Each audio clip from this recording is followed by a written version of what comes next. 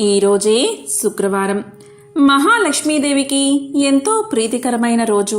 ఈరోజు ఏమీ చేయకపోయినా సరే ఈ కథను విన్నా, చదివినా, చెప్పినా, వినిపించినా సకల శుభాలు కలుగుతాయి.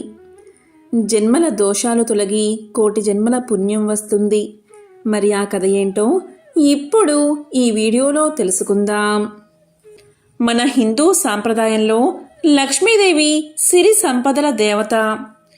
వివిధ భాగ్యాల అధిష్టాన దేవతలుగా ఈ లక్ష్మీదేవిని అష్టలక్ష్ములుగా మనం పూజిస్తాం. దేవాలయాల్లో అష్టలక్ష్ములు ఒకే చోట అర్చించబడడం సాంప్రదాయం. ఆ అష్టలక్ష్ములు ఎవరు అంటే ఆదిలక్ష్మి, ధాన్యలక్ష్మి, ధైర్యలక్ష్మి, గజలక్ష్మి, సంతానలక్ష్మి, విజయలక్ష్మి, విద్యాలక్ష్మి, ధనలక్ష్మి. ఎంతో విశేషమైన ఈ శుక్రవారం రోజు అమ్మవారికి సంబంధించిన ఈ విశేషమైన కథను విన్నా, చదివినా, చెప్పినా, వినిపించినా సకల శుభాలు కలుగుతాయి, ధనధాన్యాలు కలుగుతాయి. అమ్మవారి అనుగ్రహం మీకు తప్పకుండా కలుగుతుంది. మరి ఆ కథ ఏంటో ఇప్పుడు ఈ వీడియోలో తెలుసుకుందాం. అదే అష్టలక్ష్మి వ్రత కథ. ఈ కథను వింటే చాలు అష్టలక్ష్ముల కటాక్షం మీకు కలుగుతుంది. పూర్వం భృగువు అనే మహర్షి ఉండేవాడు. మహా తపస్శాలి, వేదాంగ పరాయణుడు. అతనుకు ఒకసారి బిడ్డలు కలగాలి అనే కోరిక కలిగింది. అంటే సంతానం కావాలి అనే కోరిక కలిగింది. దాంతో భృగువు పరాశక్తి గురించి తపస్సు చేయడం మొదలుపెట్టాడు. రోజులు, నెలలు, సంవత్సరాలు గడిచాయి. అయినా భృగువు తపస్సు మానలేదు. ఆయన తపస్సుకు పరాశక్తి ఎంతగానో సంతోషించి ప్రత్యక్షమైంది.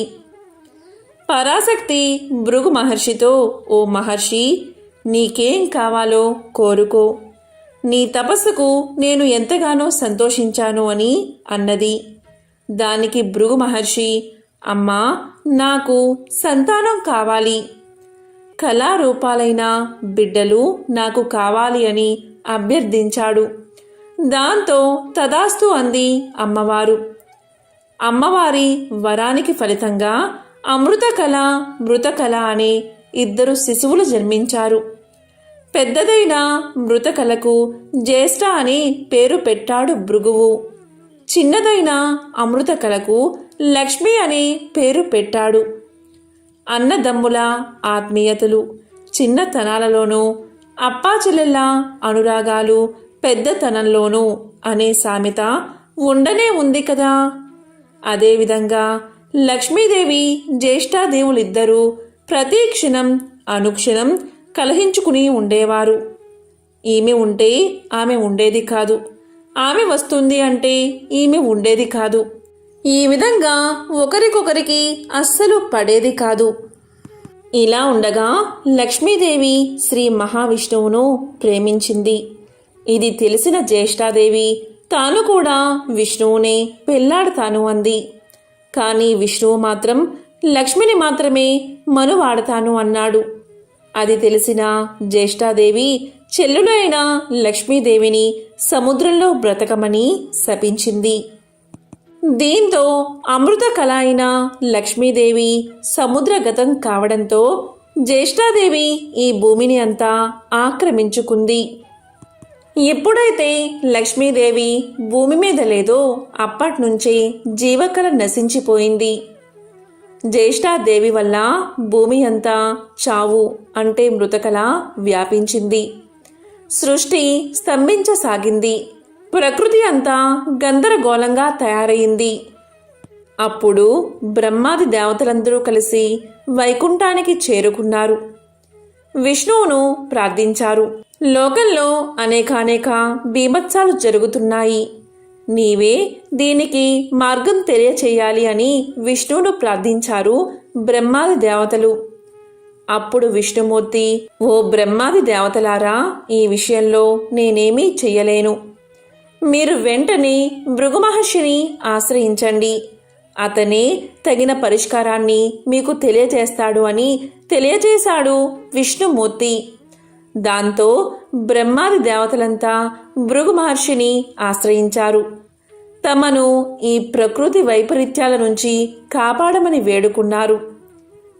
అప్పుడు భృగువు ఎంతో కోపంతో పెద్ద కూతురు అయిన జ్యేష్ఠాదేవిని భూమిని వదిలి వెళ్ళి పొమ్మన్నాడు. కానీ జ్యేష్ఠాదేవి తండ్రి మాటను తిరస్కరించింది. విష్ణువుకు భూమి అంటే ప్రేమ కాబట్టి భూమిని వదలను అంది. భూమి మీద తనకు ప్రత్యేక స్థలం చూపించమంది. దీంతో భృగువు విష్ణువును సలహా అడిగాడు. అప్పుడు విష్ణుమూర్తి పూత కాపులేని వృక్షజాతిని జ్యేష్ఠాపరం చెయ్యమని సలహా ఇచ్చాడు. అందుకు ఉదాహరణగా చేరువలోని రావి చెట్టును చూపించి దాని మొదట్లో కూర్చోమని చెప్పమన్నాడు. అప్పుడు భృగు మహర్షి అలాగే చేశాడు. అందుకు అంగీకరించింది జ్యేష్ఠాదేవి. రావి చెట్టు కిందకి చేరింది. అది మొదలు రావి చెట్టు ఎవ్వరూ తాకరానిదయ్యింది. జ్యేష్ఠాదేవి రావి చెట్టులోకి ప్రవేశించగానే సృష్టి మరలా ప్రారంభమైంది. అయినా భూమి మీద కల మాత్రం లేదు. లక్ష్మీదేవి సముద్ర పరం అవడం వల్ల భూమి మీద కళాకాంతులు లేకపోయాయి. అందుకే సముద్రంలో పడిన అమృత కళ అయిన లక్ష్మిని బయటకు తేవాలి అనుకున్నారు. అమృతం కోసం క్షీరసాగరాన్ని మదించిన సమయంలో లక్ష్మీదేవి సముద్రం నుండి బయటకు వచ్చింది. తానున్న చోట తన అక్క ఉండకూడదని, ఆమె ఉండే చోటుకు తాను వెళ్ళను అని ఒప్పందం చేయించుకుని లక్ష్మీదేవి సముద్రం నుండి వచ్చి విష్ణువును వివాహం చేసుకుంది. ఆ సందర్భంగా సృష్టి చాలనార్థం విష్ణువు ఆమె యొక్క పూర్ణాంశను తన వక్షస్థలంపై నివసించమని ఆదేశించి ఆమె కలను ఆది, విద్య, విజయ, ధన, ధాన్య, ధైర్య, సంతాన, గజ కలలు అనే 8 కలలుగా విభజించాడు. ఆ 8 కలలే అష్టలక్ష్ములు. ప్రాణికోటిలో ముఖ్యంగా మానవులలో ఎవరు ఏ ఏ కళల కోసం తపిస్తారో వారు ఆ కళను లక్ష్మీపరంగా అష్టలక్ష్మీ స్వరూపాలను ఆరాధించాలని, అలా ఆరాధించిన వారికి తప్పనిసరిగా కోరికలు తీరతాయని వరాన్ని ప్రసాదించాడు శ్రీ మహావిష్ణువు. మనోరమ మొదలైన వారెందరో పతివ్రతామణులు ఈమెను ఆరాధించారు. ఎందరో వద్యలు సంతానవతులయ్యారు. మరెందరో యువతులు తమ తమ భక్తులను పొందారు. ఎంతమందో ఈ కళను ఆరాధించి దరిద్రులు ధనవంతులు అయ్యారు. ఇదే అష్టలక్ష్మి కథ. ఎప్పుడైనా సరే గురు శుక్రవారాల్లో కానీ, శుక్లపక్ష అష్టమి, దశమి, ఏకాదశి, త్రయోదశి, పూర్ణిమ తిథుల్లో ఈ కథను తప్పనిసరిగా చదువుకోవాలి. లక్ష్మీ స్వరూపమైన తులసి దగ్గర దీపాన్ని వెలిగించి నమస్కారం చేయడం వల్ల సకల సౌభాగ్యాలు కలుగుతాయి. అలాగే గులాబీ, తామర పువ్వు, మల్లెలు, సన్నజాజులతో అమ్మవారిని పూజిస్తే కూడా ఎంతో మంచిది. అమ్మవారికి ఇష్టమైన తెలుపు లేదా ఎరుపు వస్త్రాలు ధరించి అష్టోత్తరం చదివి తీపి పదార్థాలను నైవేద్యంగా సమర్పిస్తే సంపదలు చేకూరతాయి. ఎంతో విశేషమైన పవిత్రమైన అష్టలక్ష్మి వ్రతకథను విన్నా, చదివినా, చెప్పినా, వినిపించినా సకల శుభాలు కలుగుతాయి. ఇక పరీక్షలు జరుగుతున్న సమయంలో విద్యాలక్ష్మికి సంబంధించిన ఈ కథను వింటే చాలు. అమ్మవారి అనుగ్రహం వల్ల పిల్లలు అభివృద్ధిలోకి వస్తారు. పరీక్షల్లో మంచి ఉత్తీర్ణత సాధిస్తారు. మరి ఆ కథ ఏంటో ఇప్పుడు ఈ వీడియోలో తెలుసుకుందాం. పూర్వకాలంలో కోసల దేశంలో దేవదత్తుడు అనే బ్రాహ్మణుడు ఉండేవాడు. అతనికి సంతానం లేదు. అందువల్ల సంతానం కోసం యజ్ఞం చేశాడు. ఆ యజ్ఞంలో ఉద్గాతగా గోబిలుడు అనే బ్రాహ్మణుణ్ణి నియమించాడు. ఏ కారణం వల్లో ఆ గోబిలుడికి ఆ సమయంలో యగశ్వాస దిగశ్వాస కావడం చేత మంత్ర పఠనంలో చిన్న స్వరభంగమైంది.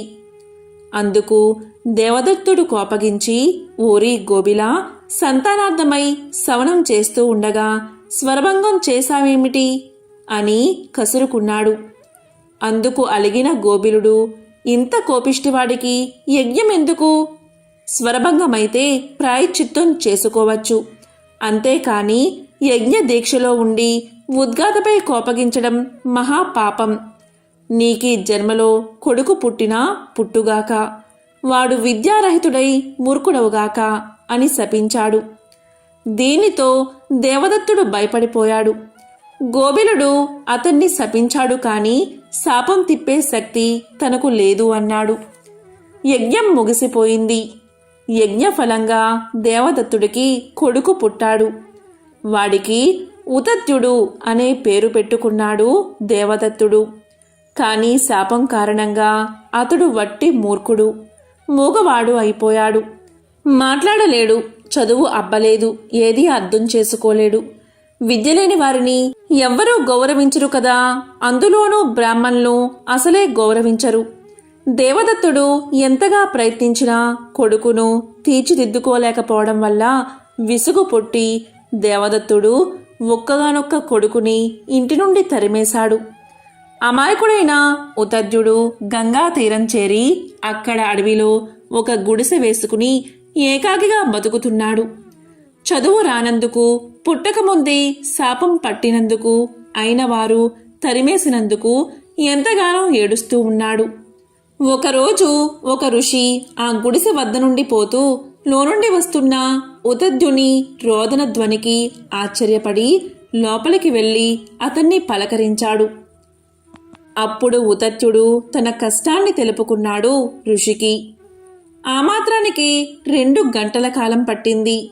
అతని స్థితికి ఋషి హృదయం కరిగింది. అతనికి ధైర్యం చెప్పి, నాయనా, విద్యాలక్ష్మిని పూజించు అన్నాడు. తనకేవీ తెలియదు అన్నాడు ఉతద్యుడు. అది నిజమే కదా, అందువల్లే ఆ ఋషి విద్యాలక్ష్మిని తనే ప్రార్థించాడు. ఈ అమాయకుణ్ణి అనుగ్రహించు అమ్మా అని వేడుకున్నాడు. ఉతద్యుడు ఓ ఓ అని ఏడుస్తున్నాడు. దానికి ఋషి, ఓయి, ఓ ఊ అని ఏడుస్తావెందుకు, ఏ ఏ అని ఏడు అని కసిరి వెళ్ళిపోయాడు. వెంటనే ఉతద్యుడు ఊ ఊ అండమ్మాని ఏ ఏ అని ఏడవడం మొదలుపెట్టాడు. ఆ అమ్మవారి లీల అనంతం. ఎవరిని ఎలా అనుగ్రహిస్తుందో ఎవరికి తెలుసు? పరాశక్తి యొక్క ఏకాక్షర బీజమే ఏకారం. అది ఉతద్యుని ఏడుపులో అర్ధ బిందుమైనది. ఉతద్యుడు ఋషి ప్రోక్తమట్లు మనసులో విద్యాలక్ష్మిని తలుచుకుంటూ ఏడుస్తూనే ఉన్నాడు. కాలం దొర్లిపోతుంది. క్రమక్రమంగా అతనికి లోక విషయాలు ఎరుకుపడసాగాయి. అతనిలో మేధ అభివృద్ధి సాగినది. అతని ఆలోచనలే పూజా సర్వస్వంగా, అతని కన్నీరే పాదాభిషేక ద్రవంగా, అతని ఓ ఏలే జపంగా స్వీకరించింది అమ్మవారు, విద్యాలక్ష్మి అమ్మవారు. కానీ తన అభివృద్ధి కూడా అతనికి తెలిసి వచ్చేటట్లు లేదు. ఇలా ఉండగా ఒకరోజు ఒక దెబ్బతిన్న లేడీ రివ్వున వచ్చి ఉతద్యుని గుడిసెలో దాక్కుంది. అది చూశాడు ఉతద్యుడు. లేడీ పిల్లే కదా అని దాన్నేమీ చెయ్యలేదు. తాను మాత్రం గుడిసె బయటకు వచ్చి కూర్చున్నాడు. అంతలోని ఒక వేటగాడు విల్లమ్ములతో అక్కడికి వచ్చాడు. వచ్చి ఉతద్యుణ్ణి చూసి, అయ్యా, బ్రాహ్మణ్లాగా ఉన్నావు. అసత్యమాడకూడదు సుమా, నీవు చెప్పింది సత్యమే అని నేను నమ్ముతాను. కాబట్టి నిజమే చెప్పు. నేను వేటాడిన లేడీ ఇటుగా వచ్చిందా? దాన్ని నువ్వు చూసావా? ఎటు వెళ్ళిందో, ఎక్కడికి వెళ్ళిందో సత్యాన్ని చెప్పు అన్నాడు.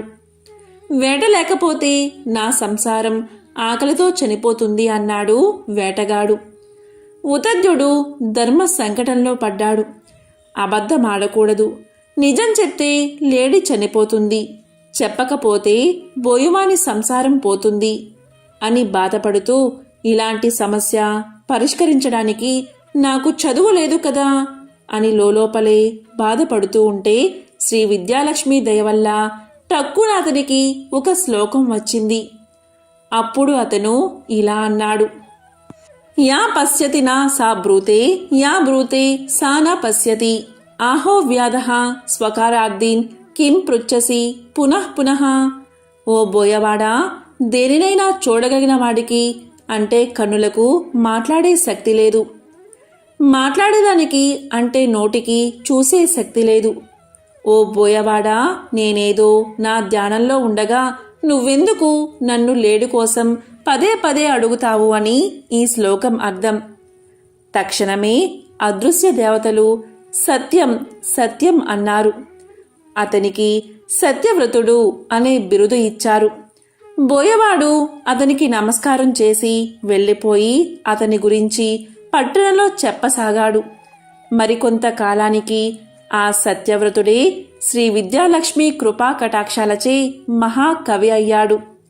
ఈ శ్రీ విద్యాలక్ష్మి యొక్క ప్రభావాన్ని ఎవరైతే చదువుతారో లేక వింటారో లేక వినిపిస్తారో వారికి ఆ అమ్మవారి యొక్క కటాక్షం తప్పకుండా కలుగుతుంది. పూర్వకాలంలో కృష్ణాపురంలో రామయ్య, సుశీల అనే దంపతులు ఉండేవారు.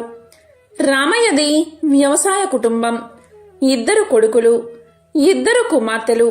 వాళ్ళు ఉన్న కొద్దిపాటి పొలాన్ని సాగు చేస్తూ దానిపై వచ్చే ఆదాయంతో ఆ కుటుంబాన్ని జీవిస్తున్నారు. పిల్లల వయసు పెరుగుతున్న కొద్దీ ఇంటి ఖర్చులు పెరగసాగాయి. మగపిల్లలిద్దరూ ఆశ్రమంలో చదువుకుంటున్నారు. ఆడపిల్లలు చిన్నవారు. ఆదాయం పెరగకపోవడంతో ఇల్లు గడవడం కష్టంగా ఉండేది. అలా అని ఏదైనా వ్యాపారం చేసి మరికొంత సొమ్ము సంపాదించుకుందామంటే రామయ్యకు ఏ వ్యాపారమూ రాదు. వచ్చే ఆ కొద్దిపాటి సొమ్ముతో ఎలాగో అలాగా నెట్టుకుంటూ వస్తున్నాడు. సుశీల ప్రతి నిత్యం క్రమం తప్పకుండా శ్రీ మహాలక్ష్మి యొక్క అష్టోత్తరాన్ని చదువుకునేది. అలాగే రామయ్య కూడా వీలైనప్పుడల్లా ఆ ఊరిలోని శ్రీమన్నారాయణ ఆలయానికి వెళ్లి స్వామిని, అమ్మవారిని దర్శనం చేసుకునేవాడు. రోజులు ఇలా గడుస్తూ ఉండగా ఒకనాడు వారింటికి ఒక దూరపు బంధువు వచ్చాడు. అతను వీరింట ఒకరోజు ఉండి తిరిగి వెళుతూ రామయ్యతో ఇలా అన్నాడు. రామయ్య, నిన్ను చూస్తే నాకు చాలా బాధగా ఉంది. ఈ గంపెడు సంసారాన్ని ఎలా నెట్టుకొస్తున్నావో కదా.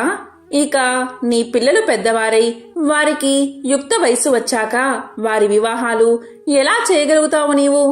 ఆ శుభకార్యాలు ఎలా చేయగలుగుతావు? నీ సంపాదన చూస్తే చాలా తక్కువగా ఉంది కదా. ఇల్లు గడవడమే చాలా కష్టంగా ఉంది నీకు. ఒక విషయం చెప్తాను, శ్రద్ధగా విను. మా ఊరి దగ్గర అష్టలక్ష్మి దేవాలయం ఉంది. అక్కడ శ్రీ మహాలక్ష్మీదేవి అష్టలక్ష్ములుగా వెలిసి భక్తుల చేత పూజలు అందుకుంటూ ఉంది. ఆ తల్లి మహిమాన్వితమైనదని ప్రజలందరి నమ్మకం. మీరిద్దరూ ఒకసారి మా ఊరు వచ్చి ఆ దేవాలయానికి వెళ్లి అష్టలక్ష్మను దర్శించుకోండి. ఆ తల్లి అనుగ్రహంతో మీకు మంచి రోజులు వచ్చి జీవితం సుఖప్రదంగా గడుస్తుంది అన్నాడు. ఇది విని ఆ దంపతులు ఎంతో సంతోషించి త్వరలోనే తప్పకుండా వస్తామని చెప్పారు. ఆ బంధువు వారి వద్ద సెలవు తీసుకుని తన ఊరికి వెళ్లిపోయాడు. ఆ మరుసటి రోజు ఉదయం లేవగానే ఆ దంపతులిద్దరూ స్నానం చేసి పూజాగదిలో నుంచుని శ్రీ లక్ష్మీనారాయణలకు నమస్కారం చేశారు. అప్పుడు రామయ్య ఇలా అన్నాడు. స్వామి శ్రీమన్నారాయణ, ఆర్తజన రక్షకుడువు, ఆపద్ బాంధవుడు, నిన్ను నమ్మిన వారిని రక్షించే అమృతమూర్తివి. మమ్మల్ని ఈ కష్టాల నుండి బయటపడవేసే భారం నీదే తండ్రి. ఓ శ్రీమన్నారాయణ, నీకు ఇవే మా నమస్కారాలు. ఓ మహాలక్ష్మి, జగన్మాత, మిక్కిలి దయతో కూడి ఉన్న నీ చూపులతో మమ్మల్ని కరుణించు తల్లి. ఆశ్రయించిన వారిని ఎల్లవెల్లలా రక్షించే అమృతమూర్తివి నీవే. తల్లి, దయచేసి మా కుటుంబాన్ని కరుణించి నీ అనుగ్రహాన్ని ప్రసాదించు. ఓ తల్లి, వీలైనంత త్వరలోనే నీ దర్శనం చేసుకుంటాము. ఓ జగన్మాత, నీకివే మా నమస్కారాలు అని ప్రార్థించి ఆ దంపతులిద్దరూ 11 రూపాయలు పసుపు గుడ్డలో ముడుపు కట్టి పెట్టారు. సమస్త చరాచర విశ్వమంతా శ్రీ మహాలక్ష్మి స్వరూపమే.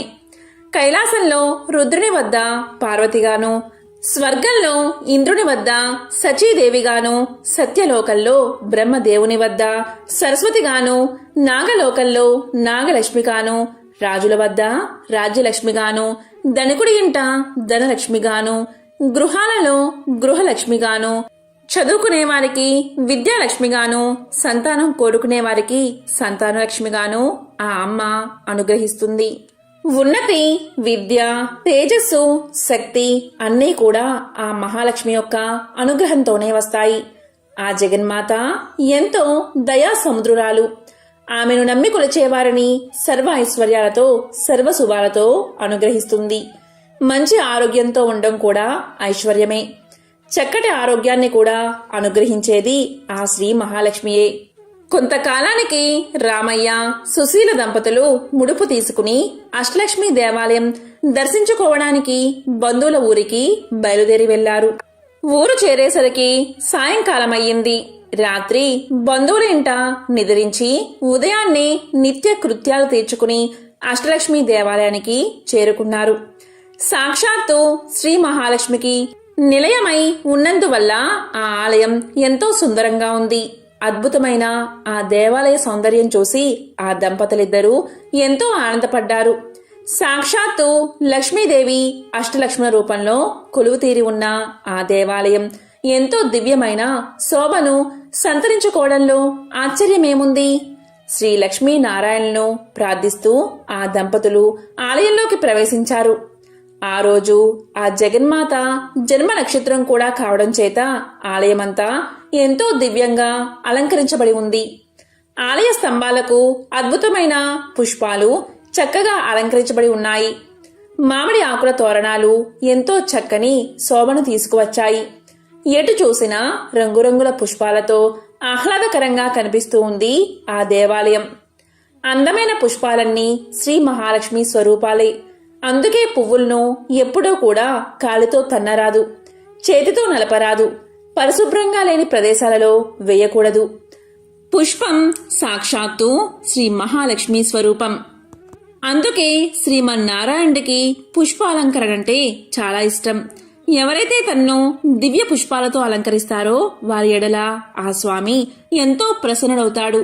ఆ ఆలయ అద్భుత శిల్పకళా సౌందర్యానికి రామయ్య, సుశీల దంపతులిద్దరూ ఎంతో మురిసిపోయారు. తనివి తీరా ఆనందాన్ని ఆస్వాదించారు. ఆలయ మండపంలో ఒక మహాపండితుడు శ్రీ మహాలక్ష్మి యొక్క వైభవాన్ని ఇలా వర్ణిస్తున్నాడు. ఓ భక్తజనులారా, ముల్లోకాలను ఎల్లవేళలా రక్షించే శ్రీ మహాలక్ష్మి బ్రహ్మదేవుని వద్ద సరస్వతిగాను, శ్రీమన్నారాయణుడి వద్ద శ్రీ మహాలక్ష్మిగాను, పరమేశ్వరుని వద్ద పార్వతిగాను బాసిల్లుతూ ఉంది. ఆ తల్లిని కొలిచిన వారికి సర్వ సంపదలు కలుగుతాయి, సర్వ ఐశ్వర్యాలు లభిస్తాయి. దేనికి కొదవ ఉండదు. సంపూర్ణ ఆరోగ్యం కలుగుతుంది. ప్రతినిత్యం ఆ తల్లిని స్మరించినా కీర్తించినా సర్వశుభాలు కలుగుతాయి. ఆ రోజంతా జయప్రదంగా నడుస్తుందని చెప్తూ ఉన్నాడు. ఇక రామయ్య, సుశీల దంపతులు ఆ పండితుడు చెప్పిన విశేషాలన్నీ విని అక్కడి నుండి బయలుదేరి ముందుగా ఆదిలక్ష్మి ఆలయం వద్దకు చేరారు. అద్భుత తేజస్సుతో ప్రకాశిస్తున్న ఆ తల్లికి నమస్కారం చేసి అటు తర్వాత ధాన్యలక్ష్మి వద్దకు వచ్చారు. ధాన్యలక్ష్మిని ఎన్నో విధాలా స్తుతించి తరువాత ధైర్యలక్ష్మి, గజలక్ష్మి, సంతానలక్ష్మి, విజయలక్ష్మి, విద్యాలక్ష్మి, ధనలక్ష్ములను దర్శించుకున్నారు. ఎంతో దివ్యమైన తేజస్సుతో, అద్భుతమైన పట్టు వస్త్రాలతో, రకరకాల దివ్య ఆభరణాలతో అష్టలక్ష్ములందరూ ఎంతో అద్భుతంగా దర్శనమిచ్చారు. రామయ్య, సుశీల దంపతులు అష్టలక్ష్ములను ఎన్నో విధాలా స్తుతించి తమను కరుణించవలసిందిగా ప్రార్థించారు. ఆలయం నుండి వెలుపలకు వచ్చే ముందు రామయ్య ఒకసారి కళ్ళు మూసుకుని శ్రీ మహాలక్ష్మీదేవిని ప్రార్థిస్తూ మనసులో ఇలా అనుకున్నాడు. ఓ జగన్మాత శ్రీ మహాలక్ష్మి, నీవు నన్ను కరుణించి అంతులేని ఐశ్వర్యం నాకు అనుగ్రహిస్తే నేను మా ఊరిలో తప్పకుండా నీ అష్టలక్ష్మి స్వరూపాలతో అద్భుతమైన ఆలయాన్ని నిర్మిస్తాను అనుకున్నాడు రామయ్య. అటు తర్వాత ఆ దంపతులిద్దరూ తిరిగి తమ ఊరికి చేరుకున్నారు. ఆ మహాలక్ష్మి తల్లి అనుగ్రహం వల్ల రామయ్య కుటుంబం మంచి అభివృద్ధి సాధించింది. కుమారులిద్దరికీ మంచి చదువులు కలిగి ఉన్నత ఉద్యోగాలు లభించాయి. కుమార్తెలకు మంచి వరులతో వివాహాలు జరిగాయి. స్నేహితులు కొంతమంది సహాయం చేయగా రామయ్య 2-3 వ్యాపారాలు ప్రారంభించాడు. ఆ శ్రీ మహాలక్ష్మి తల్లి అనుగ్రహం వల్ల ఆ వ్యాపారాలన్నీ ఎంతో అభివృద్ధి చెందాయి. ఎన్నో లాభాలు వచ్చాయి. చుట్టుపక్కల గ్రామాలలో రామయ్య అంతటి ధనవంతుడు లేడని ప్రజలు చెప్పుకుంటూ ఉన్నారు. ఇంత సంపద రావడంతో తాను ఆ రోజు శ్రీ అష్టలక్ష్మి దేవాలయం కట్టిస్తానని ఆ జగన్మాతకు ఇచ్చిన మాట మరిచిపోయాడు రామయ్య. ధన సంపాదనలో పడి భగవంతుణ్ణి స్మరించడం కూడా మరిచిపోయాడు. తమకు ఇచ్చిన మాట తప్పినందుకు అష్టలక్ష్ములకు ఆగ్రహం కలిగింది. అంతే, ఎంతో వెలిగిపోతూ ఉన్న కుటుంబాల్లో ఎన్నో సమస్యలు వచ్చాయి. ఆదిలక్ష్మి అనుగ్రహం కోల్పోవడంతోనే రామయ్యకు వ్యాపారం మీద పట్టు సడలింది. తన సరుకు అమ్ముడు పోవడం కష్టంగా మారింది. తాను ఎంత నాణ్యమైన సరుకు విక్రయించినా కొనేవారు లేక వ్యాపారం నష్టం రావడం మొదలైంది. వ్యాపారాలు ఇలా ఉండగా ధాన్యలక్ష్మి అనుగ్రహం కోల్పోవడంతో పంటలు సరిగ్గా పండలేదు. అకాల వర్షాలు వచ్చి అంతా నీటిలో కొట్టుకుపోయాయి. అటు వ్యాపారం సరిగ్గా లేక మంచి పంట కూడా చేతికి రాక రామయ్య నానా కష్టాలు పడ్డాడు. ఇదిలా ఉండగా ధనలక్ష్మి కూడా ఆగ్రహించడం చేత అతనిలో ఇన్ని రోజుల నుండి ఉన్న ధైర్యం కూడా సన్నగిల్లింది. వ్యాపారం దెబ్బతిన్నప్పటికీ పంట కోల్పోయినప్పటికీ మరలా వచ్చే సంవత్సరం పుంజుకోవచ్చని అనుకున్నాడు. కాని ఎప్పుడైతే ధనలక్ష్మి కూడా ఆగ్రహించిందో రామయ్య ధైర్యం మొత్తం కోల్పోయాడు. ఏ పని చేయలేకపోయాడు. ఏదో తెలియని నీరసం రామయ్యను ఆవహించింది. కొన్ని రోజులకు గజలక్ష్మికి కూడా రామయ్యపై ఆగ్రహం కలిగింది. అక్కడతో రామయ్య అప్పుల పాలయ్యాడు. తాను ఉన్న ఇంటిని కూడా తాకట్టు పెట్టవలసి వచ్చింది. ఆ విధంగా అష్టలక్ష్ములైన ఆదిలక్ష్మి, ధనలక్ష్మి, ధైర్యలక్ష్మి, గజలక్ష్మి, సంతానలక్ష్మి, విజయలక్ష్మి, విద్యాలక్ష్మి, ధాన్యలక్ష్మి ఆగ్రహానికి గురైన రామయ్య అనేక కష్టాల పాలయ్యాడు. చివరకు ఒకనాడు ఇల్లు కూడా అమ్మి అప్పులవారి పరమై ఒక అద్దె ఇంట్లో నివసించసాగాడు. ఎంతో వైభవంగా బతికిన ఆ ఊరిలో తాను ఎందుకు కొరగాని బికారిలాగా బతకవలసి వచ్చిందని రామయ్య ఎంతో చింతించాడు. ఇదంతా తన పూర్వజన్మ కర్మానుసారం జరిగింది తప్ప తాను అష్టలక్ష్ములకు ఇచ్చిన మాట నిలబెట్టుకోనందుకు ఇలా జరిగిందని గ్రహించలేకపోయాడు రామయ్య. కాలం ఈ విధంగా గడుస్తూ ఉండగా ఒకసారి ఆ ఊరికి ఒక సాధువు వచ్చాడు. అతను ఎంతో మహిమ గలవాడని, ఎవరి జాతకమైనా ఎంతో నిక్కచ్చిగా చెప్పగలడని ఊరంతా చెప్పుకున్నారు. ఆ మాట విన్న రామయ్య దంపతులు ఒకరోజు ఆ సాధువు వద్దకు వెళ్లి తమ పరిస్థితిని విన్నవించారు. వీరి మాటలన్నీ సావధానంగా విన్న ఆ సాధువు కళ్ళు మూసుకుని కొద్దిగా ధ్యానం చేసి ఏదో గుర్తించిన వాడై ఇలా తలచి రామయ్య దంపతులతో ఇలా పలికాడు. నాయనలారా, మహాలక్ష్మీదేవి యొక్క అనుగ్రహం కోల్పోవడం వల్లే మీకు ఈ గతి పట్టింది. నీవు ఒకసారి మీ బంధువుల ఊరు వెళ్ళినప్పుడు అక్కడ ఉన్న అష్టలక్ష్మి ఆలయానికి వెళ్లి ఆ తల్లులందరినీ దర్శించి వారికి ఒక అద్భుత ఆలయం మీ ఊరిలో కూడా కట్టిస్తానని మొక్కుకున్నావు. కానీ ఎంతో ధనం సంపాదించిన తర్వాత కూడా నీవు కాలక్రమేణా ఆ మాట మర్చిపోయావు. ఆ తల్లులందరూ నిన్ను అనుగ్రహించడం వల్లే నీవు వ్యాపారంలో ఎన్నో లాభాలను గడించావు. నీ పంటలన్నీ ఎంతో ఎక్కువ దిగుబడినిచ్చాయి. కానీ నీవు ఈ విషయం గ్రహించగా ఆ అష్టలక్ష్ములను మర్చిపోవడం వల్ల అష్టలక్ష్ముల ఆగ్రహానికి గురయ్యావు. ఆడిన మాట తప్పడం వల్లే నీకు ఈ గతి పట్టిందని అన్నాడు. అప్పుడు రామయ్య ఆ సాధువుతో, స్వామి, ఇప్పుడు నాకు గుర్తుకు వచ్చింది. నేను మా ఊరిలో అష్టలక్ష్మి దేవాలయం కట్టిస్తానని అన్న మాట నిజమే. కానీ నాకు ఐశ్వర్యం కలగగానే అహంకారంతో ఆ తల్లులకిచ్చిన మాటను మర్చిపోయాను.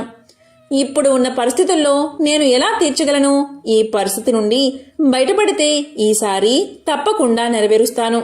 ఈ దుర్భర కష్టాల నుండి బయటపడి ఉపాయ మార్గం చెప్పి మమ్మల్ని అనుగ్రహించండి స్వామి అని ప్రాధేయపడ్డాడు. అప్పుడు ఆ సాధువు వారితో ఇలా అన్నాడు.